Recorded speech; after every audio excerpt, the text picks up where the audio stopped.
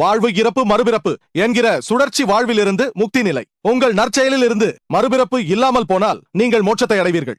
ஆகவே இந்த தத்துவம் சொல்வது என்னவென்றால், ஒரு மனிதன் குறை உள்ளவனாக பிறந்தாலோ நோயாளியாக பிறந்தாலோ அதற்கு காரணம் அவனது முற்பிறவியில் அவன் செய்த தீய செயல்கள் என்று கூறுகிறார்கள். இந்த தத்துவத்தின் கோட்பாடு கடவுள் நியாயமற்றவனாக இருக்க முடியாது என்று கூறுகிறது. ஆனால் வேதங்களை படித்தீர்களே ஆனால் அதில் எந்த இடத்திலும் பிறப்பு இறப்பு மறுபிறப்பு என்ற சுழற்சி வாழ்க்கையை பற்றி கூறப்படவில்லை. வேதங்களில் சம்சாரா என்னும் தத்துவம் எங்குமே தென்படவில்லை. பிறவி கொடூரமா இருக்கும். நான் எப்ப அடுத்த பிறவியை நம்புறது? இப்ப பல பேர் கை இல்லாம பிறக்கிறாங்க, கால் இல்லாம பிறக்கிறாங்க, கண் இல்லாம பிறக்கிறாங்க, வீடு இல்லாம பிறக்கிறாங்க, பல நோய்களோட பிறக்கிறாங்க. இறைவன் கருணையானவர்னா எல்லாத்தையும் ஒரே மாதிரி படைச்சிருக்கணுமே, ஏன் அப்படி படைக்கல? இந்த மாற்றங்கள் போன ஜென்மத்துல நீங்க என்ன செஞ்சீங்களோ அதை பொறுத்து உங்களுக்கு இந்த பிறவி கொடுக்கப்பட்டிருக்கிறது. இந்த பிறவியிலும்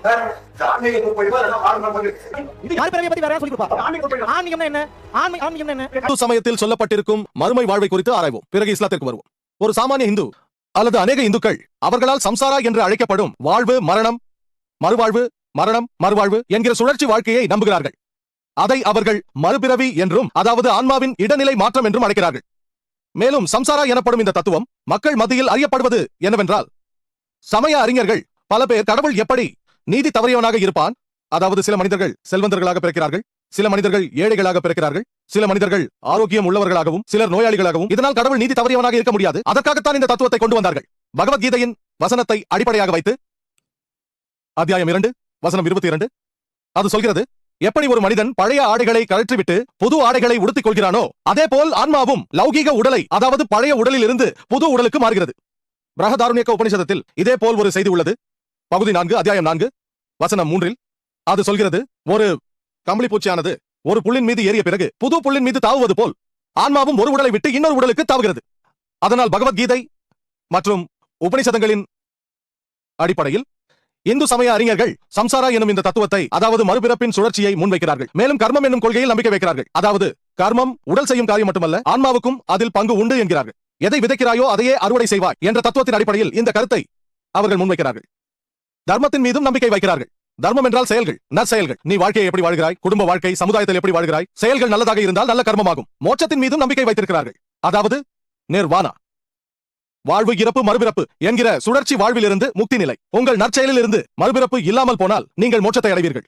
ஆகவே இந்த தத்துவம் சொல்வது என்னவென்றால், ஒரு மனிதன் குறை உள்ளவனாக பிறந்தாலோ நோயாளியாக பிறந்தாலோ அதற்கு காரணம் அவனது முற்பிறவியில் அவன் செய்த தீய செயல்கள் என்று கூறுகிறார்கள். இந்த தத்துவத்தின் கோட்பாடு கடவுள் நியாயமற்றவனாக இருக்க முடியாது என்று கூறுகிறது.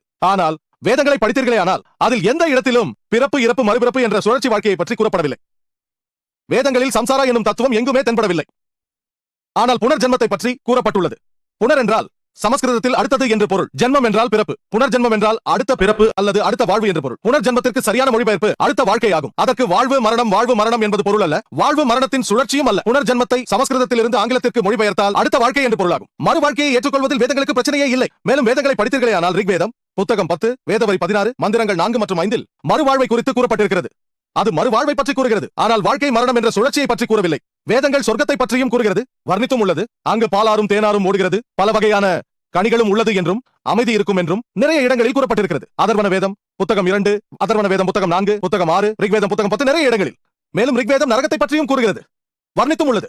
தீப்பிழம்பு அங்கு தண்டனை அளிப்பதற்காக எரிந்து கொண்டிருக்கும் என்று கூறுகிறது நிறைய இடங்களில் ரிக்வேதம் புத்தகம் 4.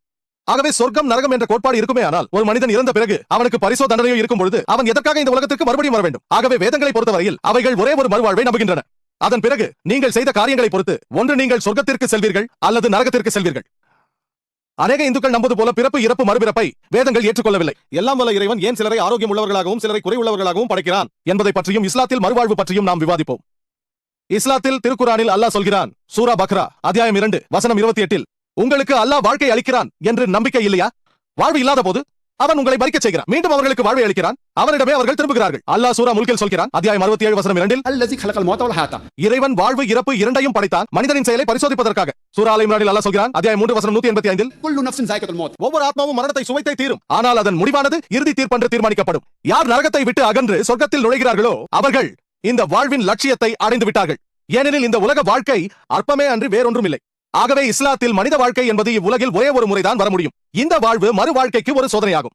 இந்த வாழ்வில் நீங்கள் இறைவனின் கட்டளையை எப்படி கடைபிடித்தீர்கள் இல்லை பிடிக்காமல் போனீர்கள் என்பதை பொறுத்து உங்கள் அடுத்த வாழ்க்கையில், அதாவது மறுவாழ்வில் உங்கள் செயல்களை எடை போட்டு நீங்கள் ஒன்று சொர்க்கத்திற்கு செல்வீர்கள் அல்லது நரகத்திற்கு செல்வீர்கள். சொர்க்கம் அல்லது ஜன்னத்தை பற்றி குர்ஆனில் கொடுக்கப்பட்டிருக்கும் விளக்கம் என்னவென்றால், அரபி வார்த்தை ஜன்னாவை மொழிபெயர்த்தால் தோட்டம் என்று பொருள். குர்ஆனில் பல இடங்களில் சொல்லப்பட்டிருக்கிறது. அதேபோல் வர்ணிக்கப்பட்டுள்ளது. அதாவது பாலாரும் தேனாரும் ஓடும், பல வகை கனிகளும் மாதுளை பழங்களும், அமைதி நிறைந்தும் பாவங்கள் இல்லாமலும்.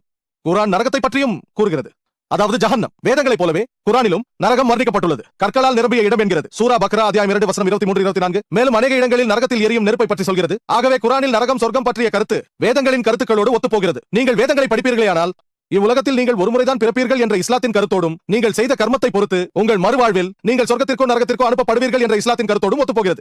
இந்த வேத கருத்துக்கள் இந்து வேத அறிஞர்களின் சம்சாரா எனும் சுழல் வாழ்க்கை முறையை ஏற்றுக்கொள்ளவில்லை. அவர்கள் சம்சாரா எனும் கருத்தை கொண்டு வந்ததற்கு காரணம் நான் சொன்னதை போல, எப்படி எல்லாம் வல்ல இறைவனானவன் சில மனிதர்களை செல்வந்தர்களாகவும், சிலரை ஏழைகளாகவும், சிலரை ஆரோக்கியமாகவும், சிலரை ஊனமுற்றவர்களாக படைக்கிறார் என்பதை அவர்களால் நியாயப்படுத்த முடியவில்லை.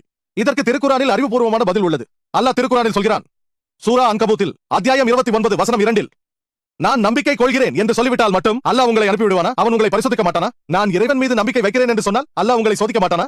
ஒவ்வொரு மனிதனும் பரிசோதிக்கப்படுவான் என்று அல்லாஹ் சொல்கிறான். சூரா பக்ராவில் அல்லாஹ் சொல்கிறான், அத்தியாயம் 2 வசனம் 155, நிச்சயமாக நாம் உங்களை சோதிப்போம், அச்சமூட்டியும், பசியாலும், பொருள் இழப்பினாலும், உயிரிழப்பினாலும், உழைப்பின் பலன் இல்லாமையாலும். இதையெல்லாம் பொறுமையாக சகித்து வெற்றி பெறுபவர்களே சொர்க்கத்தை அடைவார்கள். எல்லாம் வல்ல இறைவன் உங்களை சோதிப்பான், பசியால், அச்சத்தால், உடைமைகளின் இழப்பால், ஆரோக்கியத்தால், பல விஷயங்களில். சூரா அல் அன்ஃபாலில் அல்லாஹ் சொல்கிறான், அத்தியாயம் 8 வசனம் 28, உங்கள் சொத்துக்களும் உங்கள் வாரிசுகளும் இறைவனின் சோதனையாகும் என்று சொல்லப்பட்டிருக்கிறது. பணமும் குழந்தைகளும் நமக்கு சோதனை என்று சொல்லப்பட்டிருக்கிறது. ஆகவே இஸ்லாத்தில் இந்த வாழ்க்கை மறுவாழ்க்கைக்கு சோதனையாக கருதப்படுகிறது. அல்லாஹ் சுப்ஹானஹு வ தஆலா ஒவ்வொரு மனிதனையும் ஒவ்வொரு விதமாக சோதிக்கிறான். நமக்கு அளித்துள்ள சூழ்நிலைகள் பொறுத்தும் வசதி வாய்ப்புகள் பொறுத்தும் அவன் சோதிக்கிறான். உதாரணத்திற்கு, வினாத்தாள் கடினமாக இருந்தால் ஆசிரியர் பச்சாதாபத்துடன் விடைத்தாளை திருத்துகிறார். வினாத்தாள் எளிதாக இருந்தால் ஆசிரியர் அதை கடினமாக திருத்துகிறார். அதேபோல் உங்களுக்கு அளிக்கப்பட்டுள்ள வசதி வாய்ப்புகளை பொறுத்து அல்லாஹ் உங்களை சோதிப்பான். சூரா அன்ஃபாலில் அல்லாஹ் சொல்கிறான், அத்தியாயம் 8 வசனம் 28, உங்கள் செல்வம் உங்களுக்கு சோதனையாகும்.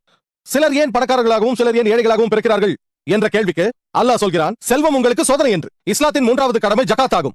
ஒவ்வொரு செல்வந்தரும் தனது சேமிப்பில் அதிகபட்சமாக 85 கிராம் தங்கம் வைத்திருந்தால் அதிலிருந்து ஏழை வரியாக, அதாவது ஜகாத்தாக ஒவ்வொரு ஆண்டும் 2.5% கொடுக்க வேண்டும். ஒருவேளை சில பணக்காரர்கள் மட்டுமே வரியை செலுத்தலாம், அதாவது 2.5% தர்மமாக செலுத்தலாம். அநேகர் அதில் ஒரு பகுதியை தான் செலுத்துகிறார்கள். தர்மத்தில் அவர்களுக்கு குறைந்த மதிப்பெண் தான். சிலர் கொடுக்கவே மாட்டார்கள், அவர்களுக்கு 0 தான். அதே போல் ஒரு ஏழை 85 கிராம் தங்கத்திற்கும் குறைவாக வைத்திருப்பவன், அவன் ஜகாத் கொடுக்க தேவையில்லை, அவனுக்கு முழு மதிப்பெண் கிடைக்கிறது. நாம் நினைக்கிறோம், பெச்சாரா கரீப் ஆத்மி, ஏழை மனிதன், செல்வம் உங்களுக்கு சோதனை என்று அல்லாஹ் சொல்கிறான். ஒரு செல்வந்தன் சொர்க்கத்தை அடைவது கடினம் என்று நபிகள் அவர்கள் சொல்கிறார். ஆகவே செல்வம் ஒரு கடினமான சோதனை. எண்ணி பாருங்கள், 2002ஆம் ஆண்டு ஒரு தேர்வின் போது கடினமான கேள்வி ஒன்று வருகிறது. 2003இல் அது வரவில்லை, நீங்கள் சந்தோஷப்பட வேண்டும். நல்ல வேளை அந்த கேள்வி வரவில்லை என்று நீங்கள் அழக்கூடாது. ஆனால் நாம் நேர்மாறாக யோசிப்போம், ஓ பாவம், அவன் ஏழையாக இருக்கிறான், அவனிடம் பணம் இல்லை என்று. ஆனால் செல்வம் என்னும் சோதனையை அவன் எதிர்கொள்ள தேவையில்லை. அவனிடம் செல்வம் இருந்திருந்தால் அந்த சோதனை மிகவும் கடினமாக இருந்திருக்கும், அவன் தேர்ச்சி பெறாமல் போயிருக்கலாம். ஆகவே அல்லாஹ் ஒவ்வொருவரையும் ஒவ்வொரு விதமாக சோதிக்கிறான். ஏன் சிலர் ஆரோக்கியமாகவும், ஏன் சிலர் நோயாளிகளாகவும், ஏன் சிலர் இருதய நோயுடனும் பிறக்கிறார்கள் என்ற கேள்விக்கு சூரா அன்ஃபாலில் அல்லாஹ் சொல்கிறான், அத்தியாயம் 8 வசனம் 28, உங்கள் குழந்தைகள் உங்களுக்கு சோதனை என்கிறான். பிறக்கும் ஒவ்வொரு குழந்தையும் ஊனமாக பிறந்தாலும் அது பாவமற்றது என்பது இஸ்லாத்தின் நம்பிக்கையாகும். ஏதோ போன பிறவியில் அந்த குழந்தை பாவம் செய்ததால் இந்த பிறவியில் ஊனமாக பிறந்தது என்று இஸ்லாத்தில் நம்புவதில்லை. எந்த குடும்பத்தில் பிறந்தாலும் அவர்கள் பாவமற்றவர்கள் என்றுதான் இஸ்லாத்தில் நம்பப்படுகிறது. ஒருவேளை அந்த குழந்தைகள் பெற்றோருக்கு சோதனையாக இருக்கலாம். பெற்றோர்கள் வேண்டுமானால் பயபக்தியுடன் 5 வேளை தொழுபவர்களாக இருக்கலாம். ஒருவேளை அல்லாஹ் அவர்களை அதிகமாக சோதித்து அவர்களுக்கு உயர்வான சன்மானத்தை கொடுக்க விரும்பினால் அவர்களை அதிகமான சோதனைக்கு உட்படுத்தி, உதாரணத்திற்கு எடுத்துக்கொண்டமையானால் கலைத்துறையில் பட்டம் வாங்க வேண்டும் என்றால், அதாவது BA டிகிரியை வாங்க வேண்டும் என்றால் அது எளிது. தேர்ச்சி பெற்றால் பட்டதாரி ஆவீர்கள். ஆனால் MBBS தேர்ச்சி பெறுவது கடினம். ஆனால் தேர்ச்சி பெற்றால் டாக்டர் ஆவீர்கள், அதிக மரியாதை. ஆனால் MBBS தேர்ச்சி பெறுவது மிக கடினம். தேர்ச்சி பெற்றால் அதிக மரியாதை கிடைக்கும். அதே போல் பெற்றோர்கள் பயபக்தியுடன் இருக்கலாம், 5 முறை தொழுகை செய்யலாம். எல்லாம் வல்ல இறைவன் அவர்களுக்கு ஜன்னத்தை ஃபிர்தௌஸை கொடுக்கலாம். ஊனமுற்ற குழந்தைகளை கொடுத்தும் எல்லாம் வல்ல இறைவனை அவர்கள் நம்புகிறார்களா என்று சோதித்து பார்ப்பான். ஆகவே அல்லாஹ் சுப்ஹானஹு வ தஆலா ஒவ்வொருவரையும் ஒவ்வொரு விதமாக சோதிக்கிறான்.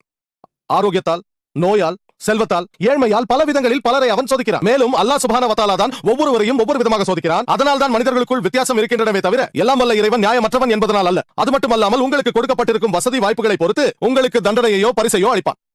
இதுதான் அறிவுபூர்வமான பதில். இதை அறிஞர்களால் யோசிக்க முடியவில்லை. ஈமானின் 6வது கடமை